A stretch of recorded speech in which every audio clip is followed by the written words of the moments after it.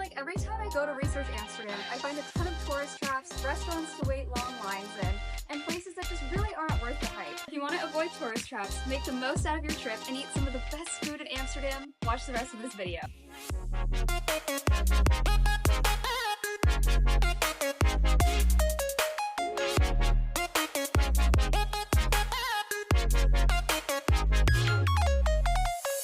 The first tourist trap I went to investigate was Amsterdam's flower market. There seems to be a ton of information online about why this is a tourist trap, how they only sell bulbs, etc. Yet people still go to take those cute Instagram pictures with all the flowers around them. So I wanted to see what the real deal is. Well, apparently to bring back any of these tulip bulbs, you need to have a little passport to go with it. These need to be planted at exactly the right time within a year of buying them for them to even grow. That time of year is usually October to November. However, these are severely overpriced and in my opinion not worth it at all. I did find the spot where all the Instagram pictures seem to be taken, surrounded by all these beautiful flowers. It seems like it's set up for this. But guess what? The flowers are fake!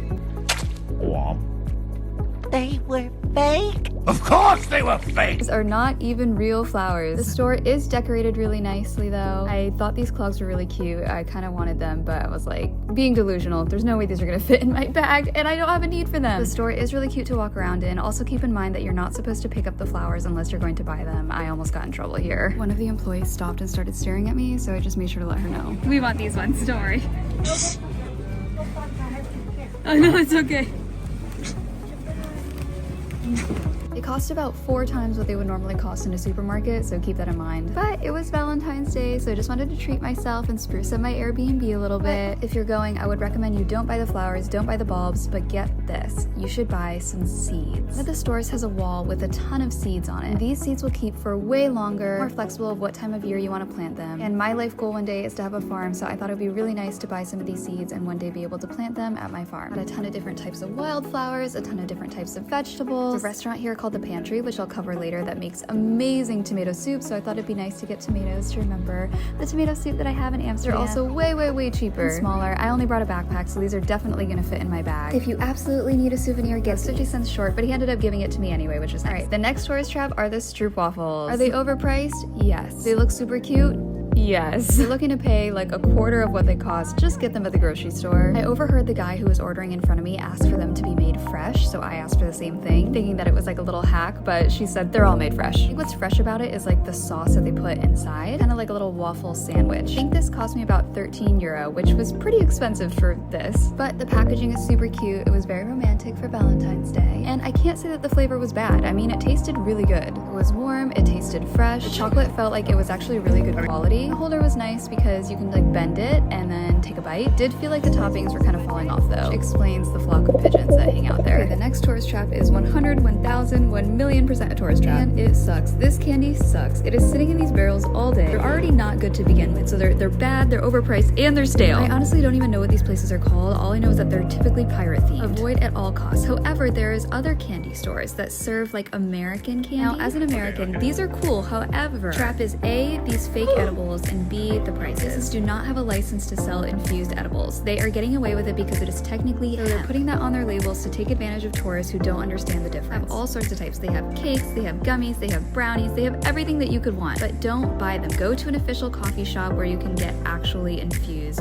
gummies and edibles, whatever you want. Even then, I would say that they're not potent at all, even at the coffee shop. If you want potent edibles, keep watching and I'll cover that later. Moving past the edibles, I actually really like this store. And as an American, there were snacks and treats and drinks that I had never even seen before from brands I recognized. They had Mexican candy, they had Japanese candy, they had so much cool stuff. And now that I live in Italy, I don't get to see these brands anymore, so this is really exciting and kind of nostalgic. Are they overpriced? Yes, absolutely. You're paying for the fact that it's been transported overseas, but I would still recommend this even if you're American and especially if you're not. I have a couple of friends in Italy who absolutely love nerd ropes. I showed them one for the first time and they loved them, so I got them, even though they were $3.50. Sorry, I mean €3.50. God, I'm in my American mind. And in the US, they're typically 99 cents. It's still worth it, at least to me. I hadn't seen these in forever. Maybe I just haven't been in the US for a long time, but I have never seen this before. Captain Crunch maple syrup.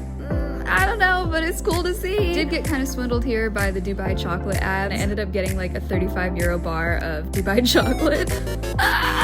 Embarrassing! Okay, it was good and now I've tried it, so whatever. Okay, remember when I told you that I'll show you where to get good edibles? Well, I kind of lied because you're not gonna get them, you're gonna make them. Absolutely love taking cooking classes wherever I go, especially cooking classes where I learn something new that I can take home with me. I already cook a lot, so I don't want to waste my time cooking unless I'm gonna learn something new, and I definitely learned some new things. What was that? It's on Airbnb. It's just called Edible Cooking Class, I think. It's the only one on there, so it should be really easy to find. And it costed about 45 USD, which is pretty good for a cooking class in my opinion. Where you do have to buy your own hash, and you meet up at a coffee shop, and you can choose whatever grade, whatever price hash that you want. It's only like a gram that you need. And then the host Thomas gave us a little mini tour as we walked about 10 minutes over to where we actually make the edibles. Partnered us up and got us to weighing and measuring, and it was so fun. Everyone in the class was really nice, and everyone was having a really fun time. The host definitely knows how to set a vibe. He put on some reggae music, and then we got started on our first recipe, which is brownies. And we're using the hash to infuse a mix of butter and coconut oil. You could just do coconut oil or just butter if you wanted. He gave you options, which is nice. To serve some orange juice and water, and then later he asked if anyone wanted coffee or tea. It was super nice and felt like very homey, kind of like you were cooking at your friend's house. There were several people in the class who didn't partake but still wanted to learn how to make these. There was a pastry chef who was writing down notes and wanted to take this home with her and apply it to her cooking. So definitely don't feel like you have to partake or be super knowledgeable to take this class. There were a ton of beginners and people who had never even done it before. I also like that not only was the class informative about cooking edibles, but it was also informational about the history of cannabis in the city of Amsterdam. Our host was very knowledgeable, and I learned so many things that I had no idea about. Like, I didn't even know that it's not legal. It's only tolerated. Coming from the US where it has been legalized in certain states, it was really interesting to hear about the differences in what's allowed and what's not allowed. He had some really interesting stories and little tidbits of information that I remember now, and I won't tell you because I want you to learn it in his class. And while the brownies were baking, we made some gummies. A little spat broke out between two of the girls over who got which mold to make the gummies, which was kind of stupid. But you know, it kept things entertaining. It kept it fun. It was the extraction method, which was very innovative. I congratulated him. I was like, wow, good for you guys for figuring this out, like on such a small scale, because in the US we have like heavy machinery for this.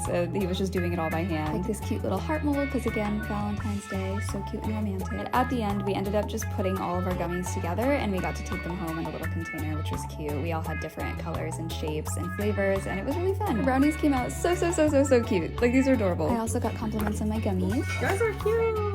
Yeah. And it was so satisfying to pop them out of their little molds. I loved this part. How cute. Not love popping the brownies out of their molds. Nice. Go ahead, try, guys. Give it a try.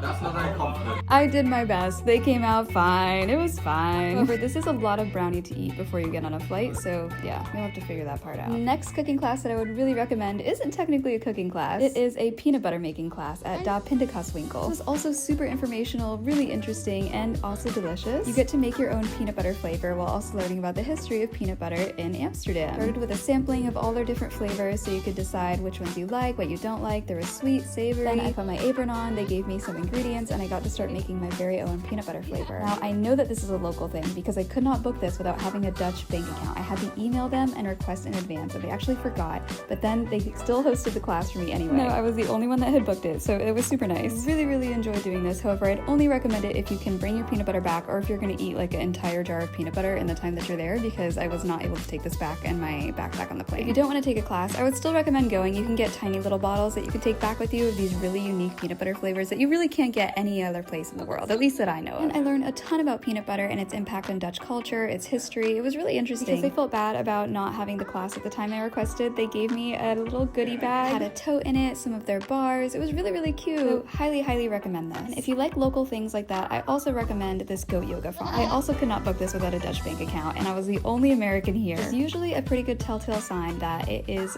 not a tourist trap. I believe this costed €25, about an 18-minute Uber outside of Amsterdam. Even if you don't want to do the goat yoga, which I'm not sure I would recommend, I'll explain why in a second. Still really cute because there's tons of goats. It's very family oriented. You can pet them and cuddle them without having to pay for the goat yoga class anyway. Not sure if I would recommend this for travelers because your clothes will get poopy and dirty. You will not be able to wear them for the rest of the trip. It would have been nice if mats were provided. Every other goat yoga class I've taken, there has been mats. In this one, they were like, if you see some poop, just put some other hay over it. They kind of just just herded the goats out that were already in this pen, so there was a lot of poop in here already. But I mean, come on, look at this baby. How could you not want to cuddle these? Super cute, a little messy, a little dirty, very cold. So just keep that in mind before booking. Have a super cute restaurant right next to the goat pens. A ton of their homemade food, surrounded by windows so you can also watch the goats while you're eating, which is really nice. I could definitely see myself visiting this place if I were a local, just to get their goat cheese and their fruit juice. They have a bunch of little baked goods that were actually pretty good. I only wish that they had been warmed up. I'm not sure if you could request that. They had savory goods as well. I saw a bunch of chickens around there, so they had omelets and stuff like that. Honestly, not sure what half of this is. I do know that that is goat milk ice cream and that they also had goat milk whipped cream. They sold their own honey and their own eggs. Had these little plushy goats too that I wanted, but I just didn't have space in my bag, but it's so cute. They had goat meat, they had lamb meat, they had chicken, all sorts of stuff. The baked goods were okay. I don't know if I would recommend it. It didn't taste like super fresh. I just wish they had been warm. The hot chocolate was fire. Definitely made with goat milk, definitely goat milk whipped cream, but it tasted really nice. If you are not familiar with that, I would recommend you try it. It's not as goaty as I think you would imagine. But if you want to cuddle cute goats, definitely come here. Next up, let's talk about the Canal cruises. Before I say anything, do not take a cruise where it's going to be open if it is cold. I saw this one for €22. I paid $14.50 for this one, and it was perfectly fine, which is the cheapest boat I could find. I actually made a video about the cheapest and the most expensive Canal cruises in Amsterdam,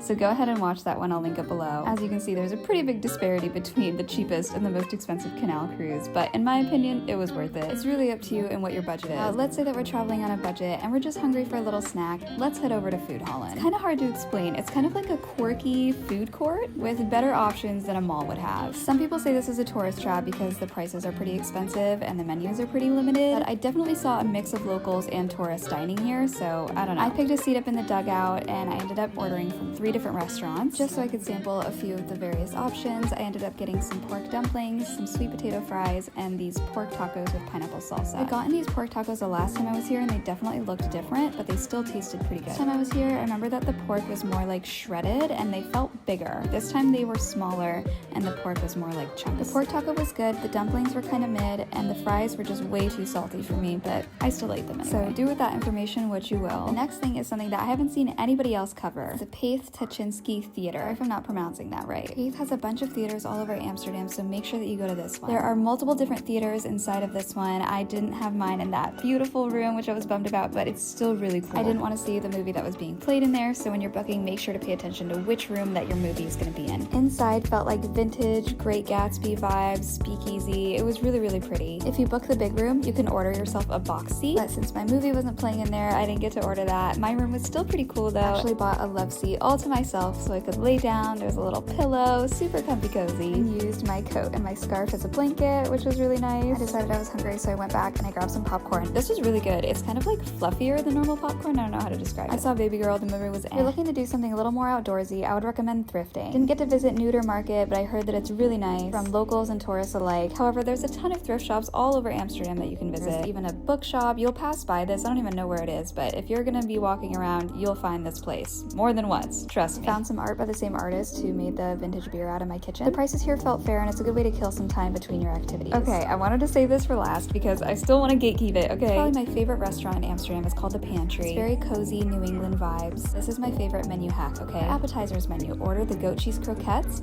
and the tomato soup. You're gonna take the goat cheese croquette, dip it in the tomato soup. You are going to experience heaven on earth, baby. I love this. If you like grilled cheese and tomato soup, this is like that, but elevated times a million. It's one of those combinations that you just tell all the other tables around you to order it too. Pantry, if you're watching this, you should put this on your menu together. It is so good. Cottage pie is also really good, but just nothing compares to that combo. They do tend to fill up, so make sure you make a reservation in advance. We're gonna be so glad that you did. You should also make a reservation for Staring at Jacob. This is a breakfast place, and there are a ton of really good breakfast places in Amsterdam, but I really just like the cozy, comfy vibes of this and being able to see the kitchen. Those are my preferences. Those are things that I like about here. It gives kind of New England vibes. Like that feeling of just getting off the slopes and going into the ski lodge. That's what this feels like to me. Just something entertaining about the hustle and bustle. It felt like watching The Bear kind of sometimes. Vibes, 10 out of 10. As for the food, I really liked it. I ended up ordering the banana bread French toast, came with some maple syrup and fresh fruit. I also ordered chicken and waffles because I've been craving this, a side of bacon. Just, you know, all the breakfast foods that I can't get in Italy. I was pleasantly surprised. The chicken was seasoned really well. I find most chicken and waffle places won't do. For the banana French toast, it was really decadent. I loved it. The fruit puree adds just a little extra pop of flavor. It's fresh, it's sweet, it's natural. I loved it. Pleasantly well with the density of the French toast. This has been my favorite brunch spot in Amsterdam. If you're looking for something a little spicier, Miss B's is amazing. It's definitely overpriced for the food. It's 420 friendly, and you can order alcohol, which is rare in Amsterdam. You can't actually buy your green there, but you can get it down the street and bring it there. The nachos were not great in my opinion. Steak was actually pretty good. So if you're looking for a place where you can have it all, this is it. The last restaurant I want to show you is called Dumpling. This is a local favorite, and it's so good for a quick bite. Bao buns are so good. I cannot tell you how good these are. I crave these bao buns for weeks after I leave Amsterdam. Definitely prefer it in the summer because it's a little cold. And even in the winter, these warm me right up. Also got these wontons this time. I think this was the chicken, and these are good. I just wanted to try them, even though the pork is my favorite. I struggled to eat them a little bit. They were still pretty good. All right, this is the last place that I wanted to show you guys. Thank you so much for watching, and I hope that you end up enjoying Amsterdam just as much as I do.